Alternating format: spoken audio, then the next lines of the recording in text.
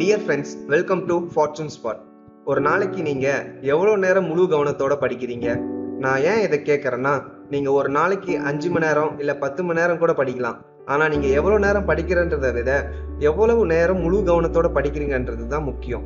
நீங்கள் முழு கவனத்தோட படிக்கிறப்ப தான் நீங்கள் படிக்கிற விஷயத்த உங்களால் நல்லா தெளிவாக புரிஞ்சுக்க முடியும். மேலும் நீங்கள் படித்த விஷயத்த ரொம்ப நாளைக்கு உங்கள் மெமரியில் ஸ்டோர் பண்ணி ரீடைன் பண்ணவும் அது உதவும்.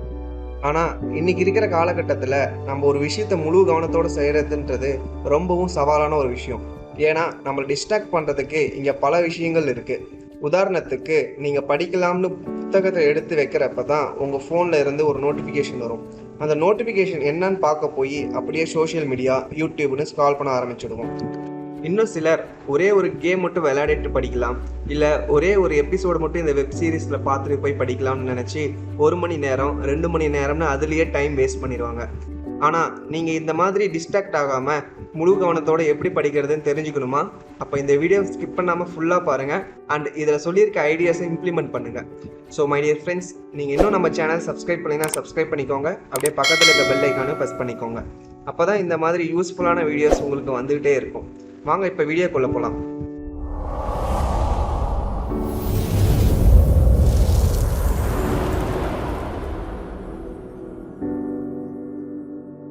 நம்ம முழு கவனத்தோட படிக்கிறதுன்றது ஒரு வகையான ஸ்கில். எல்லா ஸ்கில் மாதிரியே இது நம்ம கற்றுக்கிறப்பையும் ஃபஸ்ட்டு கான்சியஸான எஃபெக்டை டெய்லியும் போடணும்.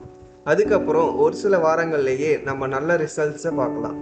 உதாரணத்துக்கு நம்ம சைக்கிள் ஓட்டுற ஸ்கில்ல எப்படி கற்றுக்கிட்டோம்னு எடுத்துப்போம். ஸ்டார்டிங்கில் நம்ம நிறைய கான்ஷியஸான எஃபர்ட் போட்டிருப்போம். அதாவது எப்படி ரோட்டை பார்த்துக்கிட்டே பேலன்ஸ் பண்ணுறது, பெடல் பண்ணுறது, அப்புறம் யாராச்சும் சடனாக முன்னாடி வந்தால் எப்படி உடனே பிரேக் போடுறதுன்ற மாதிரி எல்லா விஷயத்தையும் ரொம்பவும் கான்ஷியஸாக கவனித்து பண்ணியிருப்போம்.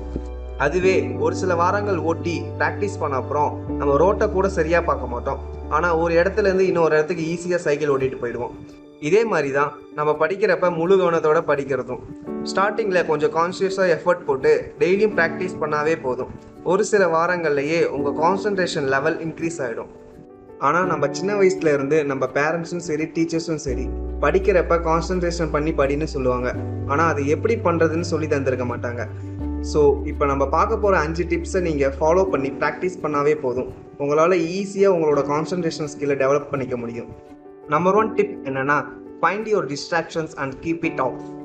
அதாவது கான்சன்ட்ரேஷன்றது உங்களுக்கு தேவையான விஷயத்து மேலே கவனத்தை செலுத்துறது மட்டும் இல்லை, உங்களை டிஸ்ட்ராக்ட் பண்ணுற தேவையில்லாத விஷயங்களை கண்டுபிடிச்சி அதை அவாய்ட் பண்ணுறதும் தான். எந்தெந்த விஷயங்கள் உங்களை டிஸ்ட்ராக்ட் பண்ணுறதுன்னு நீங்கள் ஒரு லிஸ்ட்டு போடுங்க. ஏன்னா ஒரு சிலருக்கு social media, mobile games distract பண்ணும். இன்னும் சிலருக்கு டிவி ஷோஸ், வெப் சீரிஸ் மாதிரியான விஷயங்கள் டிஸ்ட்ராக்ட் பண்ணும். ஸோ நீங்கள் படிக்கணும்னு நினச்சி உட்காந்துருக்கிறப்ப உங்கள் கவனத்தை படிக்க விடாமல் டிஸ்ட்ராக்ட் பண்ணுற எல்லாத்தையும் நீங்கள் அவாய்ட் பண்ணணும். அது எப்படி டிவி பார்க்காம, மொபைல் யூஸ் பண்ணாமல் டெய்லியும் இருக்கிறதுன்னு கேட்குறீங்களா? நான் எப்பயுமே பார்க்கக்கூடாது இல்லை யூஸ் பண்ணக்கூடாதுன்னு சொல்லலை. நீங்கள் படிக்கணும்னு டிசைட் பண்ணி உட்கார டைமில் மட்டும் மொபைல் ஃபோன்ஸ், டிவி மாதிரியான விஷயங்களை கம்ப்ளீட்டாக அவாய்ட் பண்ணுங்கள். அண்ட் தென் மற்ற டைமில் கொஞ்சம் லிமிட்டடாக யூஸ் பண்ணுங்கள். வை? பிகாஸ் தேவையில்லாத இன்ஃபர்மேஷனை அதிகமாக பார்த்துட்டு இருந்தீங்கன்னா தேவையான விஷயங்களில் கான்சென்ட்ரேட் பண்ண முடியாது. ஸோ உங்களை டிஸ்ட்ராக்ட் பண்ண விஷயங்கள் என்னென்னு கண்டுபிடிச்சி நீங்கள் படிக்கிறப்ப அதை கம்ப்ளீட்டாக அவாய்ட் பண்ணுங்கள். நம்பர் 2 டிப் என்னென்னா, choose a proper place to study. நீங்கள் டெய்லி உட்காந்து படிக்கிறப்ப ஒரு ப்ராப்பரான பிளேஸை சூஸ் பண்ணுறது ரொம்பவும் முக்கியமான ஒரு விஷயம். நம்மள நிறைய பேர் சோஃபா இல்லை பெட் மாதிரியான இடத்துல உட்காந்து படிப்போம். ஆனால் அந்த மாதிரியான இடத்துல உட்காந்து படித்தா மோஸ்ட்லி தூக்கம்தான் வரும். ஸோ உங்களுக்கு ஒரு ப்ராப்பரான ஸ்டடி டேபிள் ஆர் ஸ்பேஸ் நீங்கள் தான் ஃபிக்ஸ் பண்ணணும். அண்ட் அந்த ஸ்டடி டேபிள் இருக்கிற இடத்துல அதிகமாக எக்ஸ்டர்னல் நாய்ஸ் இல்லாமல் அண்ட் ப்ராப்பர் லைட்னிங் இருக்கிற மாதிரி பார்த்துக்கோங்க. அண்ட் ஒன் மோர் திங், நீங்கள் படிக்கிற அந்த டேபிளில் உட்காந்து சாப்பிட்றது, தூங்குறது, அப்புறம் மொபைல் ஃபோன் யூஸ் பண்ணுறது மாதிரியான விஷயங்களில் பண்ணாமல் ஜஸ்ட் அந்த ஸ்டடி டேபிளை படிக்கிறதுக்கு மட்டும் யூஸ் பண்ணுங்கள். நம்பர் 3 டிப் என்னென்னா, ஈட் ப்ராப்பர்லி. நம்ம ஸ்டொமக்குக்கும் பிரெயினுக்கும் ஒரு டைரக்ட் கனெக்ஷன்ஸ் இருக்குது. நம்ம வயிறு ஃபுல்லாக சாப்பிட்டா என்ன ஆகும்னா, நம்ம பிரெயினோட மொத்த கான்சன்ட்ரேஷனும் நம்ம வயிற்றில் இருக்கிற ஃபுட்டை டைஜஸ்ட் பண்ணுறதுலேயே தான் இருக்கும். அதனால் நம்ம பிரெயின் நம்மளை தூங்க சொல்லி சிக்னல் கொடுக்கும்.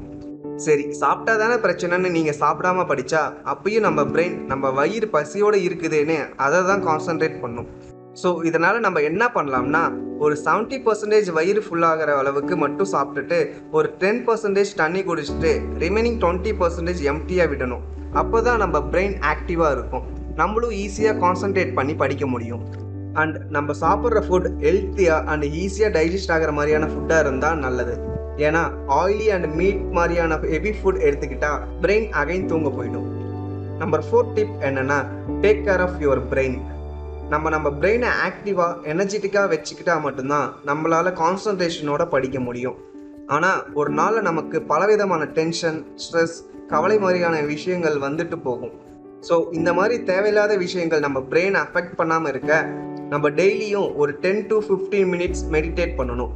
அப்படி பண்ணுறதுனால நம்ம பிரெயினை ஆக்டிவாக இருக்கும். அண்ட் நம்ம பிரெயினை எனர்ஜெட்டிக்காக வச்சுக்க ஒரு 7 to 8 ஹவர்ஸ் டீப் ஸ்லீப் பண்ணணும். இப்படி பண்ணுறது மூலிமா அந்த டே ஃபுல்லாக உங்களால் எனர்ஜெட்டிக்காக இருக்க முடியும். இது மட்டும் இல்லாமல் உங்களுக்கு பிடிச்ச சாங்ஸ் கேட்குறது மூலியமாகவும் உங்கள் பிரெயின் ரெஃப்ரெஷ் ஆகி ஆக்டிவாக இருக்கும்.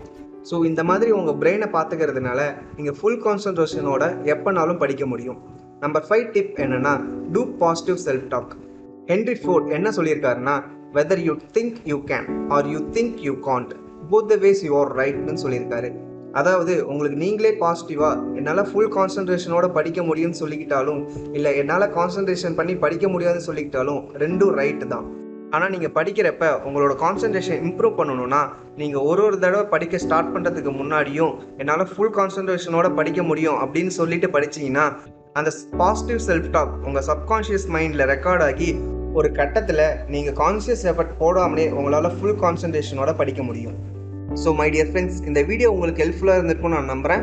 மறக்காமல் நீங்கள் லைக் பண்ணுங்கள், ஷேர் பண்ணுங்கள். அண்ட் இந்த வீடியோ சொல்லியிருக்க ஐடியாஸை நீங்கள் இம்ப்ளிமெண்ட் பண்ணி பார்த்து உங்களுக்கு கிடைச்ச ரிசல்ட்டை கமெண்ட்டில் ஷேர் பண்ணுங்கள். இன்னும் நம்ம சேனல் சப்ஸ்கிரைப் பண்ணாதவங்க சப்ஸ்கிரைப் பண்ணிக்கோங்க. அப்படியே பக்கத்தில் இருக்க பெல் ஐக்கானை ப்ரெஸ் பண்ணிக்கோங்க. அப்போ தான் நம்ம சேனலில் போகிற நியூ வீடியோஸ் உங்களுக்கு உடனே நோட்டிஃபை ஆகும். Always stay tuned with fortune spot.